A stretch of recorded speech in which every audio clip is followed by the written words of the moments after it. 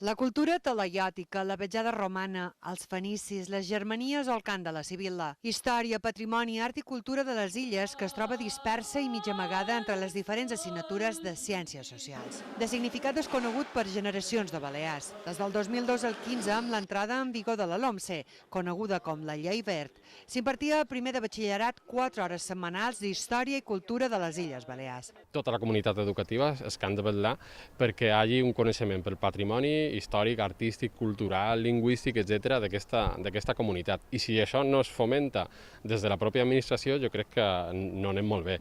Actualment s'està acabant d'enllestir el currículum estatal. Després serà el torn de les autonomies, que hauran d'acabar de concretar l'altre 50% dels continguts de cada matèria, i serà quan se'n farà la petició a la Conselleria d'Educació. Ara per ara ja hi ha 35 departaments i més de 400 professors de Geografia i Història que s'han adherit a aquesta demanda. Afirmen que els currículums d'aquestes assignatures són molt extensos.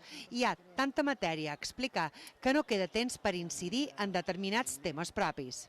El fet de que se treballin continguts propis és la lliure voluntat del professor. Si en això hi afegim que som una comunitat que anem rebent població escolar any rere any de manera desorbitada, creiem que és imprescindible que hi hagi una presència garantida d'aquests continguts. Es preveu que la LOMLOE es comenci a aplicar a partir del curs 2022-23.